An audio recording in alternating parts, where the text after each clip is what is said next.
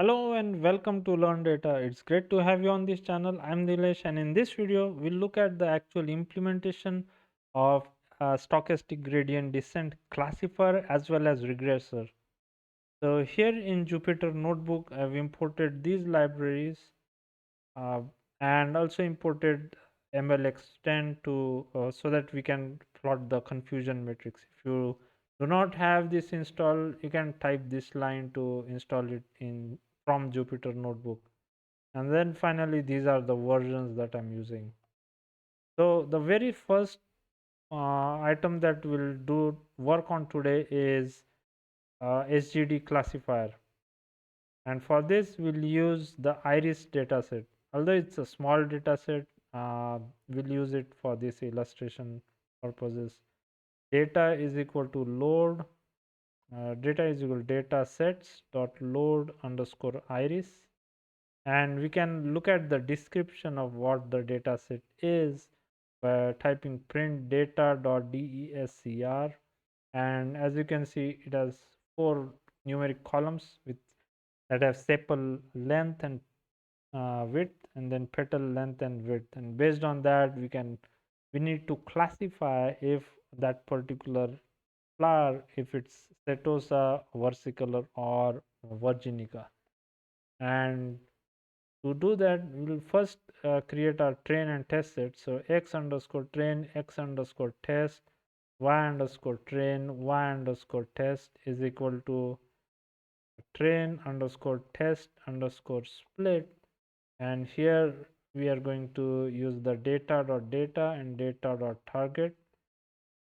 So now that we have the data set ready, we need to then we can then go ahead and create the pipeline. So pipeline, and then we need to fit it.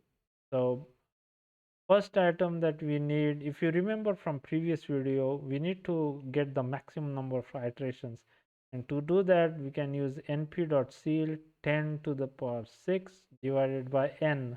So n in this case is just the number of samples, and that would be based on the shape 0. So if you look at the shape of x, it's uh, it should be this, and so we just need the first value, so therefore we have that 0 there.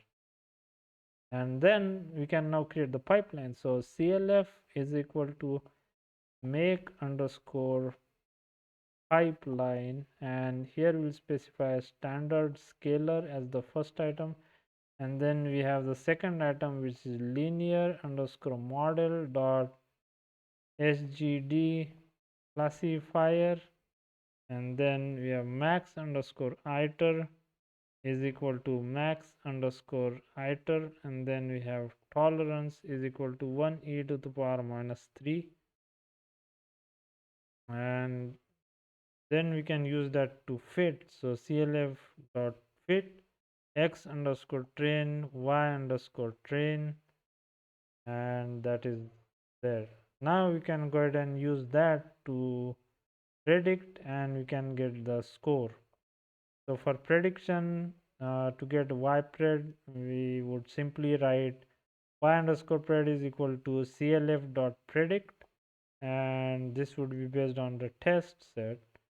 And then for scoring, we can get the accuracy score by typing matrix dot accuracy underscore score, and that would be based on the y underscore test and y underscore pred. So we can look at the accuracy. We get around 94% accuracy, is good.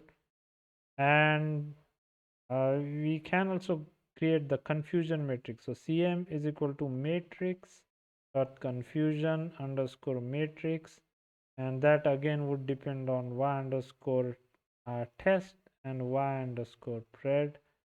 And this is the confusion matrix. So the rows indicate true values, column indicate the predicted values. So to get a clear uh, notation for this with all the labels, we'll use the MLXtend library to create the plots. So let's create the variable class names is equal to setosa. That's the first one, first level, and then so that would be 0. Then this would be 1. This is versicolor, and then the last one is virginica, and so we can use that. Figure comma ax is equal to plot underscore confusion underscore matrix, and then can specify conf underscore mat is equal to cm, that's the confusion matrix, and then class underscore names is equal to class underscore names that we have created up above, and then to this we can add a title. Plt dot title is equal to confusion underscore confusion matrix, un confusion matrix, and then we can run this, and here we have the confusion matrix. So what this tells us is that for, let's say, for Setosa, total there were 14 data points, so 14 samples or 14 rows in the data set, out of which the model was able to correctly predict 12 rows or 12 data points, and it incorrectly predicted 2 data points as versicolor instead of Setosa. Whereas for all the rest of these, there were 14 versicolor. It predicted 14 of them correctly, but then these two were kind of incorrectly predicted. And for Virginica, all was good. 10 were there, 10 were predicted correctly. So this in this case, so 12 would be the true positives for Setosa, and then 2 would be a false positive for versicolor, and so 14 would be true positive for versicolor, so on. Now let's move on and look at the SGD regressor, and see how that can be used. And for SGD regressor, now we need to use a different data set. So I'll go ahead and import a new data set here. So data is equal to data sets dot here we'll use load underscore Boston. We'll use the Boston housing data set, and again, as we saw previously, we can add we can look at the description. So data.descr, and here we can see that we have 506 records, and there are these which are the features. It's numeric, there are also categorical features here, and then the predicted value is the median household value, median value of the household. So what we won't go into the details of how to optimize these features. We'll simply look at the implementation using the SGDRegressor.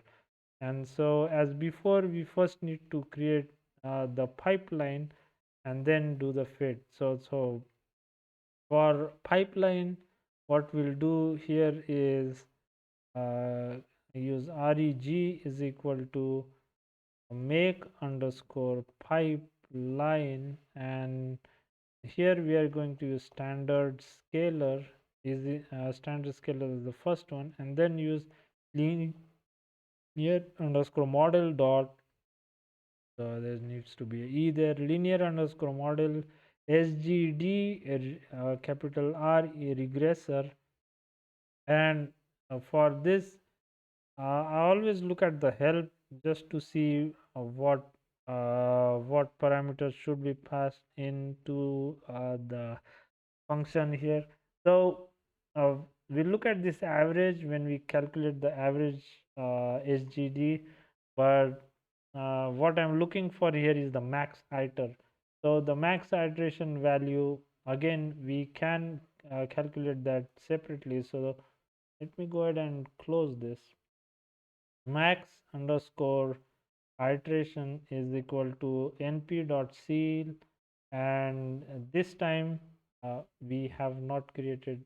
Let me go ahead and create the x train and x underscore train, x underscore test, and then y underscore train, y underscore test is equal to train underscore test underscore split data dot target, and so that should do it. And in addition to this, then now we can use that xtrain to get n. So divided by x underscore train dot shape and the shape of 0. And that can be used here, max underscore iteration iter max underscore iter, and that should suffice. We can then use reg.fit x underscore train y underscore train. So that gets us to the fit stage, and here then we can use the predict function and then look at the scores again. So for predict, y underscore pred is equal to we have reg.predict, and we can use the x underscore test to perform to get the predicted values. And then I'm going to calculate three scores here. MAE, which is the matrix dot mean absolute error, and that takes in the values of y test and y pred. And then let me copy this because we need to type it 3 times. And the second one is MSE, which is equal to matrix dot mean underscore square mean squared, sorry, mean square uh, squared underscore error. And then finally you have RMSE, which is the same as before, matrix dot mean underscore squared underscore error. And the only difference is that for this we can specify squared is equal to false. So the values then what we get would be the root values. So here now we can type MAE. So we can print MAE. We have print MSE. So that's what we get here. And finally we can print the RMSE values as well. So we have RMSE, and this is the output that we have. So we could go ahead and round this to 2 decimal places. So copy, paste it here and here. So these are the RMSE values for the predictions. And finally, let's look at average SGD. And for average SGD, we'll go ahead and use regressor. We can use this both for classifier as well. So to make it easy, I'm going to simply copy the code from about 2 cells and paste them right here to get the values. So what we can do is in here I'm going to specify this is average, so average is equal to true. So we need the average to be true. If we look at again the help menu once more, just want to check. So yep, so default is false, and what we are going to do now is setting that to true. So we get the average SGD classifier value, and these are the values. The MSE is slightly lower as compared to the one without the average. So that was it for this video. I hope in this video and the previous 2 videos you learned about stochastic gradient descent and its implementation in scikit-learn. You have an idea about what loss functions can be used and the intuition behind how the classifier and the regressor work with SGD.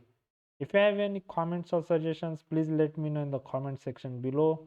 I hope to see you all in the next video. Until then, please like, share and subscribe. Thank you.